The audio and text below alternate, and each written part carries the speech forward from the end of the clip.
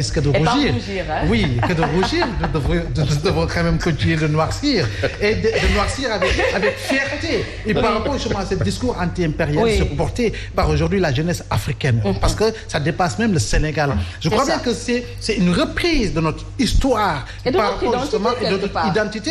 Parce que quand même, s'il faut relire le manifeste du Parti africain de l'indépendance de Majmoud Diop, s'il faut revisiter justement les écrits de Kwame Nkrumah, de Jomo Kenyatta et tout récemment la rencontre de Macron avec ces jeunes qui sont venus d'un peu partout d'Afrique. Voilà, je crois bien qu'aujourd'hui, ce qui a conduit certains chefs d'État qui sont véritablement accrochés à la France, tel que le nôtre, ou le président Alassane Dramane Ouattara, raison pour laquelle on a parlé de la monnaie éco, c'est parce qu'en réalité, ils ont senti une levée de bouclier de la jeunesse africaine. Aujourd'hui, l'intelligentsia africaine veut véritablement mieux prendre son indépendance par rapport justement à cette France qui continue en tout cas de nous imposer un circuit économique, mais également les institutions de Bretton Woods qui depuis près de 40 ans nous proposent des solutions économiques qui sont des solutions prêtes à porter et qui n'ont aucune incidence sur notre développement économique. Nous avons vécu les plans d'ajustement structurel, nous avons vécu les plans d'ajustement structurel renforcés,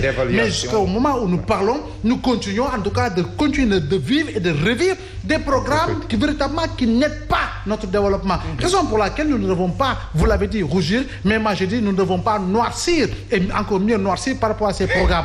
Maintenant, les dégâts collatéraux, M. Niang l'a dit, il ne peut pas ne pas avoir de dégâts collatéraux lorsqu'il y a manifestation. L'histoire du Sénégal, on insiste trop sur le mois de mars. Mais Diantre, est-ce que l'histoire du Sénégal a commencé au mois de mars? C'est le mois de mars sous le magistère du président Macky Sall. Je le rappelle tout le temps. Abdoulaye Wade a eu ses mars, c'est janvier, c'est février. Abdou Diouf a eu ses février, c'est décembre et c'est novembre. Entre 2011 et 2012, combien justement combien d'agences Sénélec, SDE, etc. postes a-t-on incendié, saccagé? Combien de maisons a-t-on brûlé? Combien de voitures a-t-on incendié? Pourquoi justement les gens ne versaient pas dans l'émoi et la consternation en son temps? Je dis encore une fois, il faut quand même que l'on se dise, nous ne devons pas casser, nous ne devons pas brûler, nous ne devons pas en tout cas détériorer ce qui nous appartient.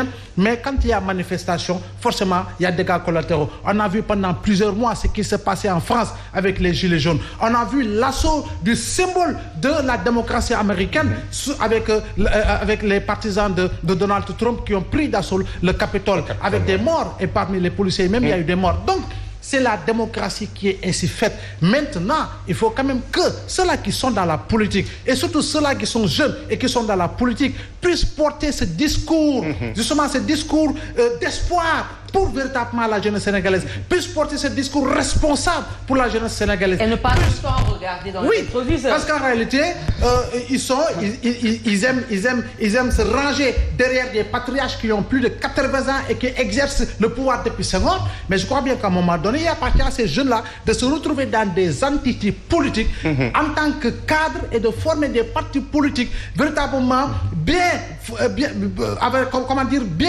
formés, des jeunes, pour qu'ils aillent ensemble à l'assaut justement de tout ce qui est en tout cas élection dans ce pays-là. Et ça permettrait à notre démocratie, encore une fois, d'être une démocratie vivante et vivace, une démocratie porteuse d'espoir. Alors nous allons terminer avec l'actualité politique. Le Dormbok de Barthélémy Diaz a été à l'origine de troubles pendant qu'on n'avait pas encore fini d'épiloguer sur les violences qui ont eu lieu et qui sont le fait de sa convocation au tribunal. Est-ce que les acteurs politiques ont-ils déjà démarré leur campagne électorale? C'est normal. Une campagne électorale prématurée? Bon, la campagne électorale n'a pas encore ouvert ses portes. Mais c'est comme... Oui, mais c'est comme nous qui sommes dans la politique depuis longtemps. Oui. Tout le monde sait qu'après le dépôt des investitures, mais les gens, d'abord, il faut réunir ces investis de la liste. Et pour les réunir, mais il faut aller les rendre visite, les sensibiliser, etc. Parce que les Sénégalais ne se sont pas appropriés la politique. Aujourd'hui même, faire de la politique, tu peux être sujet à quelqu'un dont on jette l'anathème, pas politicien. Donc, c'est ça le problème. Il faut une implication de tout le monde. Autre chose, je te parlais de justice équitable. Moi, je vois le monde autrement parce que je suis un altermondialiste. Ce n'est pas pour rien que je suis à la tête de la coalition alternative Les Verts à Ouakam. Donc je fais de l'écologie politique depuis 2007 et je fais la politique depuis 92 quand même. Alors, ce qui se passe, une justice à deux vitesses. Mais on a vu Ablaye Diouf Sarr qui prétend à la ville de Dakar. Il est de Tank.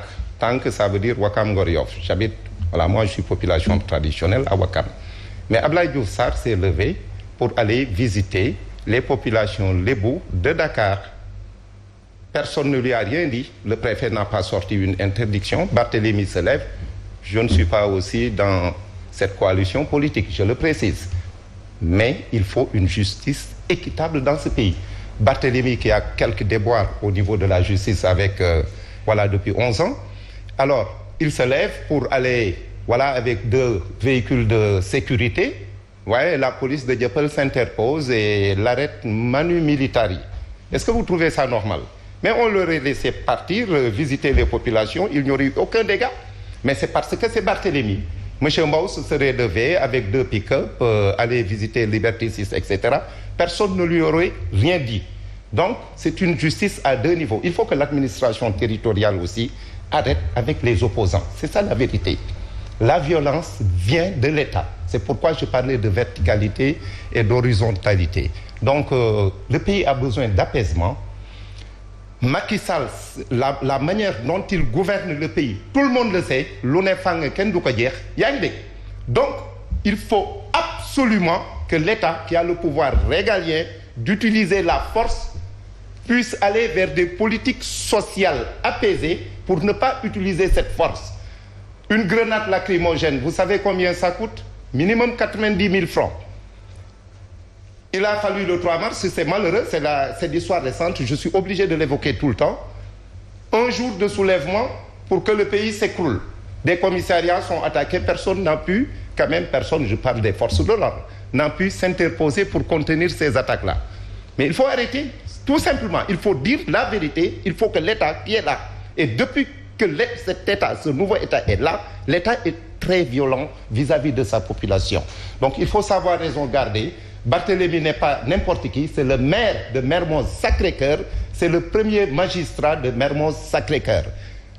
À la limite, le commissaire de sa localité devrait être sous ses ordres. Si tu connais très bien, moi j'ai été conseiller municipal. Si tu as une carte de conseiller municipal, mais à n'importe quel moment, tu peux réquisitionner les forces de l'ordre. Donc, à plus forte raison, le premier magistrat de cette localité. Il faut un climat apaisé dans ce pays. Oui. Il faut une justice équitable. Oui. Barthélémy avait le droit d'aller visiter ses militants et de les sensibiliser. Maintenant, le préfet a fait un arrêté. Oui. Les gens doivent se